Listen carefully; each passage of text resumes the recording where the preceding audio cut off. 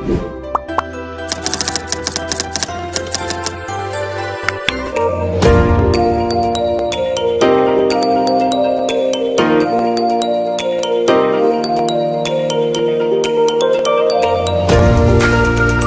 स्वागत है आपका मेरे YouTube channel unite publication guide में। और मैं हूं आपका दोस्त यज्ञ शर्मा। और फिर से एक बार आप देख रहे हैं unite publication guide, a mentor to all research scholar. तो आज जो हम लोग बात करने वाले हैं अपनी इस वीडियो में, हम लोग बात करेंगे कि कैसे हम किसी टाइटल पेज को बनाते हैं। जब आप में से काफ़ी टाइम आपने देखा होगा कि जब आप अपना सबमिशन करते हैं, अपने पेपर का सबमिशन करते हैं किसी भी जर्नल के लिए, तो वहाँ पर उनके गाइडलाइंस में ये मेंशन रहता है कि इंस्ट्रक्शन रहता है कि आपको टाइटल पेज भी साथ में अपलोड करना है अपने मैन्युस्क्रिप्ट के रिगार्डिंग। तो मैं आज आपको बताऊंगा कि वो किस तरीके से टाइटल पेज को हम लोग डिजाइन कर सकते हैं, वो क्या क्या चेकलिस्ट हो सकती है जिनका हमें ध्यान रखना चाहिए जब हम लोग कभी कोई भी टाइटल पेज को डिजाइन कर रहे हैं अपनी मैन्युस्क्रिप्ट सबमिशन के लिए। तो चलिए स्टार्ट करते हैं, उन चेकलिस्ट के बारे में जानते हैं वो क्या है चेकलिस्ट। तो देखिए, नंबर 1 जो चेकलिस्ट है मेरी इस वीडियो में, जो टाइटल पेज के लिए मैं बात कर रहा हूं, that is the type of manuscript, right. आप यदि कोई रिव्यू आर्टिकल लिख रहे हैं या कोई आप सिस्टमैटिक रिव्यू लिख रहे हैं या फिर आप कोई ओरिजिनल आर्टिकल लिख रहे हैं, कोई केस स्टडी लिख रहे हैं, राइट, तो वो आपको क्या पढ़ना बताना होगा। यहाँ पे सबसे पहले आपको बताना होगा कि आपका मैन्युस्क्रिप्ट का टाइप क्या है, राइट। कोई कॉन्फ्रेंस पेपर है आपका रिसर्च आर्टिकल है, ओरिजिनल आर्टिकल है, रिव्यू स्टडी है, सिस्टमैटिक रिव्यू है, केस स्टडी है, पायलट स्टडी है, राइट, प्रोस्पेक्टिव स्टडी है। तो आपको यहाँ पे सिंपली आपको बताना है कि भाई मेरा जो आर्टिकल है, यदि आप रिव्यू पेपर लिख रहे हैं, अपना रिव्यू पेपर का आपको टाइटल देना होगा कि मेरा जो मैन्युस्क्रिप्ट का टाइप है that is review, right, review study.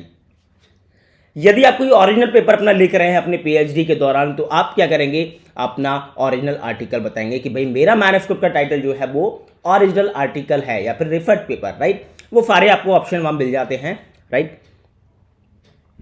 तो आप देख सकते हैं कि मैंने आपको बताया कि टाइप ऑफ मैन्युस्क्रिप्ट में, जैसे कि मैंने एग्जांपल लेकर आपको बताया है कि ओरिजिनल आर्टिकल हो सकता है, केस रिपोर्ट हो सकता है, प्रोस्पेक्टिव स्टडी हो सकती है, सिस्टमैटिक रिव्यू हो सकता है, रिव्यू स्टडी हो सकती है, राइट, पायलट स्टडी हो सकती है, एक्सप्लोनेटरी स्टडी हो सकती है, क्रिटिकल एनालिसिस हो सकता है आपका।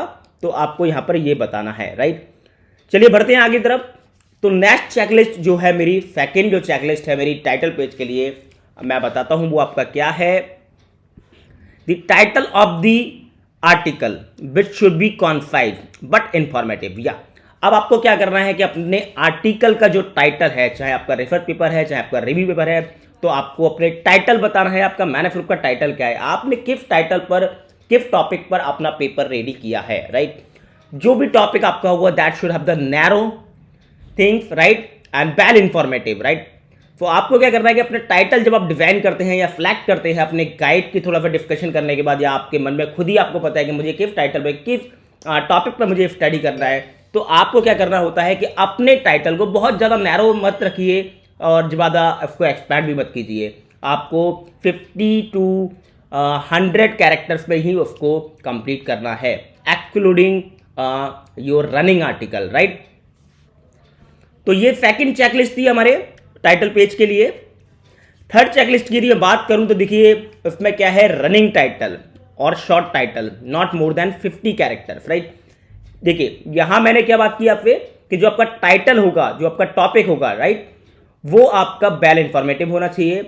और साथ में यदि आप कोई रनिंग टाइटल देते हैं, सर रनिंग टाइटल क्या होता है, तो देखिए डियर, रनिंग टाइटल क्या रहता है कि आप मान के चलिए कि मैं बताता हूं emerging and the non emerging sources, right, with focus to sustainability development, right. Colon लगा देंगे, कॉलन के बाद जो रनिंग टाइटल आता है, रनिंग टाइटल जो आता है, जैसे कि मान के चलिए आप उस पर क्या लिख रहे हैं टॉपिक पे, सिस्टमैटिक रिव्यू है आपका, केस स्टडी है आपका, रिव्यू पेपर है आपका, क्रिटिकल एनालिसिस है आपका, राइट। तो ये रनिंग टाइटल है आपका। रनिंग टाइटल कॉलन के बाद जो भी आप यूज कर रहे हैं, या टॉपिक जब आपका स्टार्ट हो रहा है उससे पहले यदि आप कोई कॉलन लगा रहे हैं और रनिंग टाइटल उसमें लिख रहे हैं, तो रनिंग टाइटल आपको यहाँ पे मेंशन करना होता है। रनिंग टाइटल का जो वर्ड लिमिट होता है, that is character limit, sorry, जो होता है रनिंग टाइटल का जो आपका कैरेक्टर का जो लिमिट रहता है, that is not more than 50 characters, right. चलिए बढ़ते हैं आगे चेकलिस्ट की ओर। तो देखिए फोर्थ चेकलिस्ट जो है मेरे इस वीडियो में है, that is the name by which each contributor is known.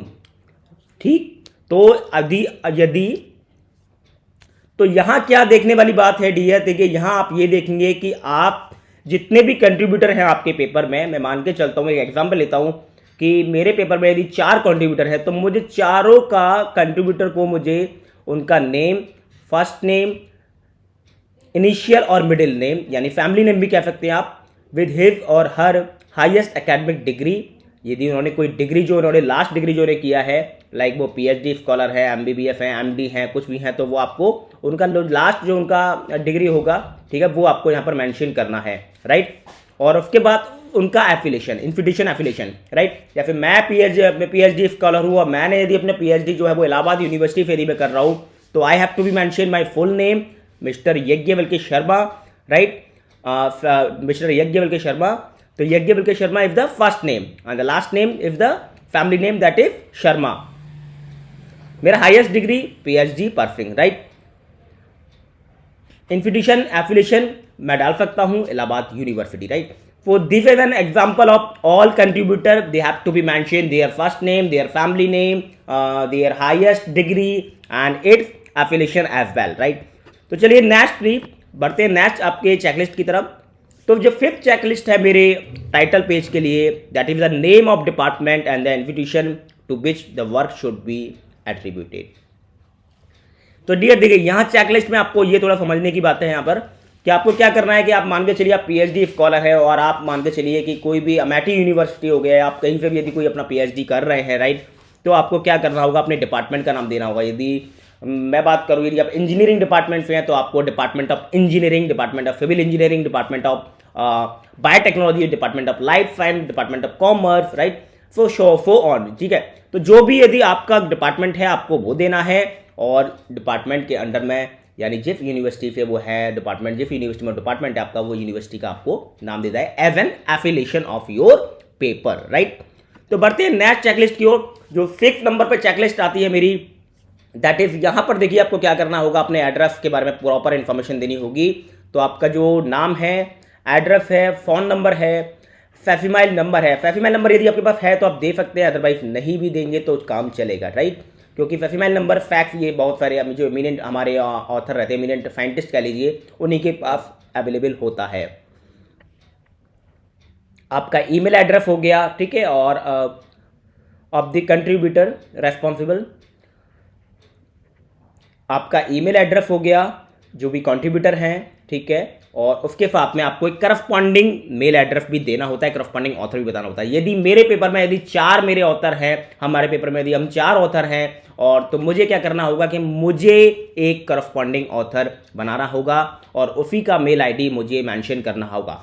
आप जब अपना पेपर सबमिट करेंगे तो आपका करस्पॉन्डिंग ऑथर जो होता है उसको वेटेज बहुत अच्छा मिलता है। मैं डियर आपको बता देता हूँ, यदि आप फर्स्ट भी ऑथर है आपको वेटेज मिलेगा, बट द करस्पॉन्डिंग ऑथर वो रहते हैं जिनसे कि जर्नल जो रहता है वो डायरेक्ट कम्युनिकेशन करता है, क्योंकि जो मेल आईडी मेंशन होती है वो करस्पॉन्डिंग ऑथर की होती है, और करस्पॉन्डिंग ऑथर से ही जर्नल जो होगा वो कम्युनिकेट करेगा, राइट। तो बढ़ते हैं नेक्स्ट चेकलिस्ट की तरफ। तो देखिए 7 नंबर पर जो चेकलिस्ट मेरा आता है, the total number of pages. आपके पेपर जो है आपने बनाया है, आपके पेपर में नंबर ऑफ पेजेस कितने हैं, starting from your abstract and from your references, right, last from your abstract to last references, right। तो number of pages you have to be mention, total number of photograph, आपके photograph कितने हैं आपके paper में, आपने कोई images डाली हैं तो आपको वो काउंट करके नंबर ऑफ फोटोग्राफ मेंशन करना है, and the word count separately for abstract for the tax, right. तो आपको क्या करना होगा यहाँ पे, अपने सबसे पहले तो अपने टैक्स का जो होता है आपका, वो आपको वर्ड लिमिट उसका बताना होगा, लाइक कि आपका 250 वर्ड्स का यदि आपने कोई भी एब्स्ट्रैक्ट लिखा है तो आपको मेंशन करना है कि मेरा जो एब्स्ट्रैक्ट का पार्ट है that is having 250 words, right. And abstract वाले पार्ट को सेपरेटली कर दीजिए, छोड़ दीजिए उसको। अब चले जाइए अपने टैक्स बॉडी की तरफ। टैक्स बॉडी में जो काउंट होता है वर्ड्स लिमिट, जो पेपर का सबमिशन अपन करते हैं, तो गाइडलाइंस में जो फॉलो होता है जर्नल के गाइडलाइंस में, वो क्या करते हैं कि उनको वर्ड लिमिट जो आपका मेन टैक्स बॉडी होता है उसका वो काउंट करते हैं। तो यहाँ पर आपको क्या करना है कि जो भी टैक्स है आपका, यानी इंट्रोडक्शन पे यदि आप स्टार्ट करोगे और अपने कंक्लूजन तक यदि जाओगे तो अपने पेपर में, तो वो आपको जो वर्ड लिमिट्स है उनकी वो आपको यहाँ पर मेंशन करनी होती है। यदि आपके में 32 यदि वर्ड्स का आपका कोई पेपर आपने लिखा है जिसका टैक्स बॉडी जो है 32 वर्ड्स में है, then you have to mention 30 to 100 words of my main text body, right. यहाँ आपको एक कम ये करना है कि आप अपनी टेबल्स को काउंट नहीं करेंगे। जब आप ये टैक्स बॉडी को यदि काउंट करते हैं, वर्ड्स का लिमिट को यदि आप काउंट करते हैं, तो आपको अपने इमेजेस जो है उसके नीचे जो कैप्शन आप डालते हैं, आपको वो वर्ड्स काउंट नहीं करने हैं। टेबल्स जो आपने डाली हैं या उनके अंडर में आपने जो उनको साइट किया है, और या फिर आपको कोई भी कैप्शन यदि आपने मेंशन किया है, यू हैव तो वो भी आपको जो है वो आपको काउंट नहीं करना है डियर, राइट। तो बढ़ते हैं लास्ट आपका चेकलिस्ट की तरफ जो मैंने मेंशन किए हैं। तो देखिए यहाँ पर आपका जो 8th चेकलिस्ट है हमारे टाइटल पेज के लिए, वो क्या बता रहा है, force of support in the form of grant, equipment, drug और ऑल ऑफ दीज, राइट। तो ये एक तरीके से केवल आपका ये है कि फंडिंग फोर्स के लिए वो आपसे मांगते हैं। यदि आप कोई रिव्यू आर्टिकल लिख रहे हैं, यहाँ थोड़ा समझने वाली चीज़ है डियर कि यदि देखिए आप कोई रिव्यू आर्टिकल लिख रहे हैं तो यहाँ पे आपको कोई भी फंडिंग की जरूरत नहीं है, राइट। क्योंकि ना कोई आप उसमें इक्विपमेंट यूज़ कर रहे हैं, ना कोई आप किट यूज़ कर रहे हैं, ना कोई आप उसमें टूल यूज़ कर रहे हैं, कोई मशीन यूज़ नहीं कर रहे हैं, राइट, कोई इंस्ट्रूमेंट यूज़ नहीं कर रहे हैं, राइट। तो आप यहाँ पे नहीं दे तो भी चलेगा यदि आप रिव्यू आर्टिकल लिख रहे हैं। बट यदि आप कोई रिसर्च आर्टिकल लिख रहे हैं तो आपको यहाँ पे फंडिंग ऑफ फोर्स का बताना होता है कि भाई आपको सपोर्ट कौन कर रहा है। लाइक यदि आप DBT, DST, ICMR, ICR, right, CSIR कहीं भी किसी भी लैब में यदि वर्क कर रहे हैं तो आपको बताना होता है कि भाई मेरी फंडिंग एजेंसी ये है, राइट। तो वैसे तो ये वाला जो पोर्शन रहता है ये आप मेंशन नहीं भी करेंगे तो चलेगा, बट ये सारी चीज़ें फिर बाद में जब आपका एक्सेप्ट होता है पेपर तो वो सारी चीज़ें वहाँ वेरीफाइड होती हैं, राइट। तो टाइटल पेज में जो मेन चीज होती है डियर मैंने आपको बता दी है। आपको फर्स्ट आपका टाइप जो आपका मैन्युस्क्रिप्ट टाइप है वो आपको बताना है। ओरिजिनल आर्टिकल तो ओरिजिनल आर्टिकल में मेंशन कीजिए, केस स्टडी तो केस स्टडी कीजिए, राइट। और यदि आपका टाइटल जो है वो नैरो होना चाहिए और वेल इन्फॉर्मेटिव होना चाहिए, कॉन्सेप्ट वे में होना चाहिए, राइट। रनिंग टाइटल आपको मेंशन कर सकते हैं यदि कोई है तो, अदरवाइज इसको भी आप छोड़ सकते हैं, स्किप कर सकते हैं। आपको सारे कंट्रीब्यूटर का पूरा नेम, पूरा वेल इन्फॉर्मेशन देना होगा, starting from their name, middle name and it's highest degree along with the institution affiliation, right. यहाँ पे आपको अपना डिपार्टमेंट मेंशन करना है और जो डिपार्टमेंट जिस कॉलेज के अंडर में आ रहा है आपको उसका नाम मेंशन करना है। 6 नंबर में आपको जितने भी आपके कंट्रीब्यूटर हैं उन सबका प्रॉपर एड्रेस देना है along with the their phone number, email ID, right, and it's corresponding author details, right, as well.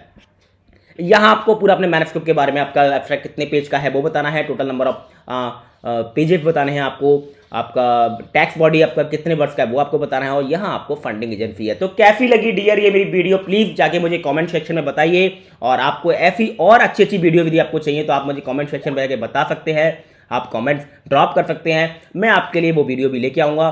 तो चलिए प्लीज जिन लोगों को मेरी वीडियो अच्छी लगी हो मैं प्लीज उनसे रिक्वेस्ट करता हूँ, प्लीज वो जाके मेरे चैनल को सब्सक्राइब कर दें, बेल आइकन को भी हिट कर दें, जिससे कि मेरी आने वाली सारी वीडियो का नोटिफिकेशन आप तक पहुंच जाएगा। तो चलिए मिलते हैं नेक्स्ट वीडियो में, तब तक नमस्कार।